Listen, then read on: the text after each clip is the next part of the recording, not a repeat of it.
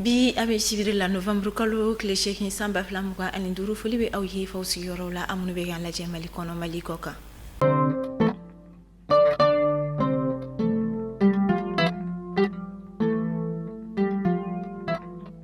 Kunnafoni daminɛ la kunungo juma novembre kalo tile 7 Faransi jamana ye kunlaseliba kɛ a ka bɔlɔlɔsiraw fɛ min na a y'a ɲini a ka jamanaden fɛn ni o ye a ka ressortissant fɛn bɛ Mali kɔnɔ ko u bɛɛ ka Mali jamana bila ni wagati kofɔlen yɛrɛ o la. Fɛn min communiqué in laɲini tɛ dɔwɛrɛ ye Faransi jamana ye a yira communiqué kɔnɔna la ko an ka jamana bɛ degunbaw de kɔnɔ ni o bɛ tali kɛ lakanabaliyaw la marabolo kɔnɔna ni o ye région kɔnɔnaw ye hali faba yɛrɛ fana bɛ degun minnu kɔnɔna la ko kama ko a y'a ɲini laɲini kɛ a ka jamanadenw fɛ u ka Mali bila ko wa ko avion commerciaux fana bɛ yen nɔ walasa ka se ka u ka bɔli kɔni k'o nɔgɔya jamana kɔnɔna la wa k'a b'a gɛlɛya u ma u kana dugumasira kɔni ta an ka u ka bɔ ni sanfɛ siraw ye. Kunungo juma fɛn min AES jamana ministre mun ɲɛsinnen lakana ko ma ni o ye ministre de la défense ye olu bisimilala ɲamɛkaw fɛ yen nɔ kɛrɛnkɛrɛnnenya Niger jamana o kɔnɔna la général Abdurhamani Tiani yɛrɛ kɔni fɛ min yɛrɛ la u sigila ka kuma fɛn caman kan n'o bɛ tali kɛ lakana kow la ani ka dɔ k'a fɔ AES jamana ministre bɛ se ka u bolo di ɲɔgɔn ma cogoya min na ka se ka jamana ɲɛtaga o sabati ani ka basigibaliya kɛlɛ fɛn min général de brigade Célestin Sempore ale bɛ yen nɔ ni ale Burkina Faso ministre de la défense fo ka taa se Burkina Faso ministre de la défense ma ni o ye général d'armée Salifou Modi ani Mali ministre de la défense ni o ye général Sadio Kamara ye. An bɛ wagati bɔ bi tajiko gɛlɛya la ni o ye essence ani gasoil sɔrɔ baliya ye min yɛrɛ kun kelen don ka sababu ye ka station de service caman kɔni dafa min na bolimafɛn dɔw bɛ tile 3 yɛrɛ kɛ ɲɔgɔn u ka essence olu sɔrɔ nka ka sababu kɔni kɛ ni jamana ɲɛmaaw ka wuli ka jɔ ani jamanadenw ka cɛsiri ye an don min ko bi tiɲɛ dɔ tajiko gɛlɛya ma ban nka dɔɔni kɔni bɔra i ka dɔn k'a fɔ aranja minnu kɔni tun bɛ jɔ station de service la ani bolimafɛnba minnu tun bɛ kɛ yen nɔ ala ka jisuma kɛ a ko fure. Alibi tajiko gɛlɛya okumu kɔnɔna la o kɛra sababu ye an ka jamana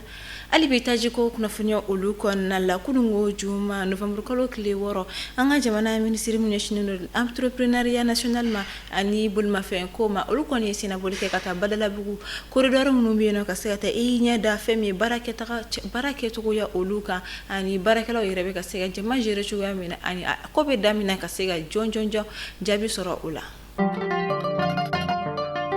Kalanko bina ko kan kunungo juma an ka jamana ministre ɲɛsinnen don kalanko ma Dr Amadou Sy Sawane ale kɔni bɔra ka communiqué di kɛ min kɔnɔna la a y'a yira k'a fɔ an ka jamana kalanko kɔni ɲɔngirilen ka dɔgɔkun 2 bɔɲanko kɛ ka sababu kɔni kɛ taji sɔrɔko gɛlɛyaw ye ko kalanw bɛɛ lajɛlen bɛna wuli novembre kalo tile 10 nata san 2025 bɛ bɛn tɛnɛn don ma hali n'a sɔrɔla maa dɔw tun y'a kunnafoniya kolon cari ko tajiko gɛlɛya ma ban ko o y'a to kalanta yɛrɛ kɔni poussera ka bila décembre kalo nata la nka fɛn min ye ministre ka kuma ye o ko ninnu nkalontigiya wa a y'a yira k'a fɔ kalan wuli bɛ to a dɔkɔrɔ la ni o ye novembre kalo tile 10 nata ye tɛnɛn don.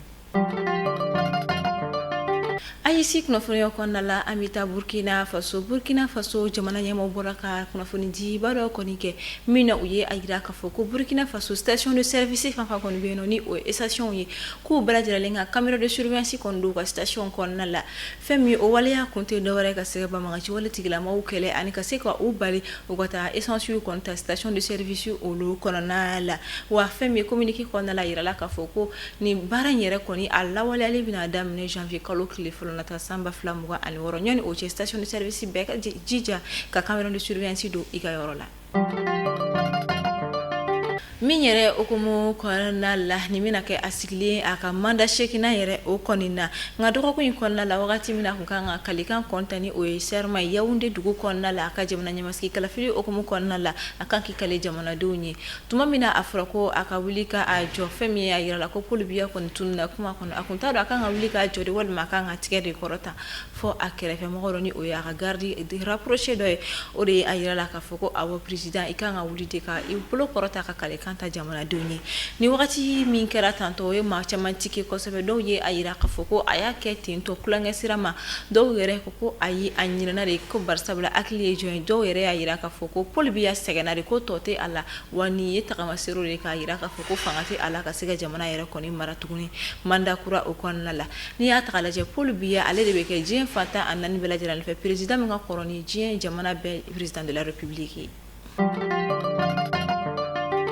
Farikolo ɲɛnajɛ bina kuka association des athlètes karatéka ressortissants de Sikasso et sympathisants de AKR2SI o ye jɛkulu ye min ye Sikasso région kɔni karatékɛla minnu ye jɛkuluba min sigi olu tun kɛlen don ka ɲɔgɔn da ba dɔ labɛn ni o ye compétition ye ko Open Kenedugu n'a tun bɛna ta kɛ Sikasokaw fɛ yen nɔ ka sanga ni novembre kalo tile 22 nata ye san 2025 nka ka sanga ni jɛkulu yɛrɛ ka jateminɛli jamana ka wagati laban ninnu situation bɛ cogo min na ni o bɛ tali kɛ lakanako la o bɛ tali fana kɛ taji sɔrɔ gɛlɛya ko ɲɛ olu la walasa fɛn min ka fɔ ɲɔgɔn danba in bɛ se ka kɛ fɛn min bonya ni karama kɔnɔ to ka mina ka kɛ réussite ye o y'a laɲini ka événement ni o ye compétition ba in ye k'a bɔ a dɔgɔkɔrɔ k'a bila wagati wɛrɛ la ni nɔgɔya daw kɛra wagati min na u na compétition yɛrɛ kɔni relancer tuguni kunnafoniya ka a cari ku k'a da athlète bɛɛ tulo kan coach fo ka taa se dojo maître ma u k'a faamu k'a fɔ compétition kɔni bɔra a dɔgɔkɔrɔ inscription bɛ continuer ani maa fɛn fɛn kɔni bɛ fɛ ka u jukɔrɔma don ni o bɛ tali kɛ partenariat ye fo ka taa se sponsoring ma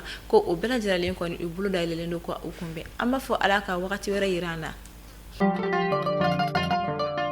Mali kunnafoni bɔlɔlɔ sira lajɛbagaw ne bɛ dan sigi aw ka bi bamanankan kunnafoniyaw la an b'aw fɔ aw ka lamɛnni ko ɲuman na aw k'an bɛn a ɲɔgɔnna wɛrɛ